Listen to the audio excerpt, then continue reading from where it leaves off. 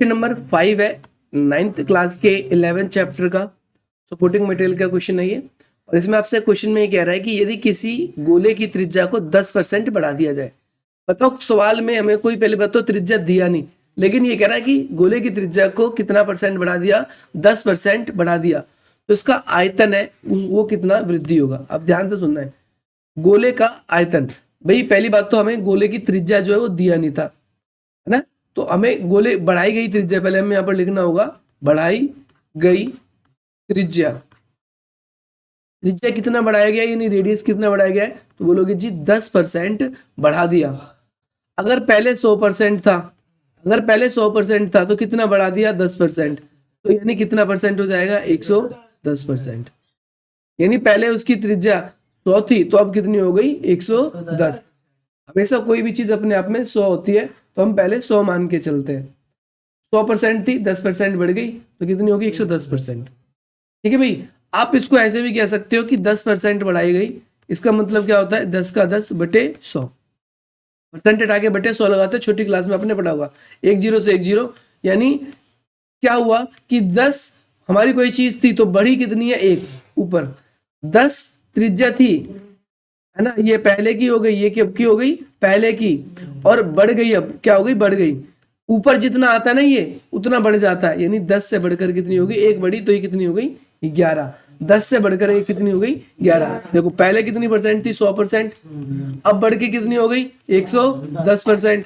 आप चाहो तो 1 0 से 1 0 ऐसे काट सकते हो, परसेंट से आप चाहो तो परसेंट काट सकते हो, यानी 10 की चीज बढ़ के कितनी हो गई 11। पहले 10 थी तो अब बढ़कर कितनी हो गई 11। समझ में आ गई मेरी बात, समझ में आ गई बात। अब क्वेश्चन में कह रहा है कि अगर उसका त्रिज्या 10% बढ़ जाए तो उसका क्षेत्र, उसका आयतन कितना बढ़ेगा, तो हमें आयतन निकालना पड़ेगा। तो भाई हम यहाँ पर लिखेंगे गोले का आयतन, और हमें गोले का आयतन दोनों स्थिति में निकालना होगा, पहले का और अब का बाद में, यानी जो बढ़ गया है बढ़ने के बाद। तो गोले का आयतन 4/3 पाई आर की क्यूब, और यहाँ पर भी 4/3 पाई आर की क्यूब। यहाँ पर बड़ा आर लिख रहा हूँ क्योंकि यहाँ पर त्रिज्या क्या हो गई है बढ़ गई है। 4/3 से 4/3 कटा, पाई से पाई कटा, क्या बचा छोटा आर की 3, और यहाँ पर बड़ा आर की 3 पावर। छोटी आर 10 थी, 10 की पावर 3, और यहाँ पर बड़ा आर कितना है 11 की पावर 3। 10 का क्यूब यानी 10 गुणा 10 गुणा 10, और यहाँ पर 11 का क्या लिखेंगे 11 गुणा 11।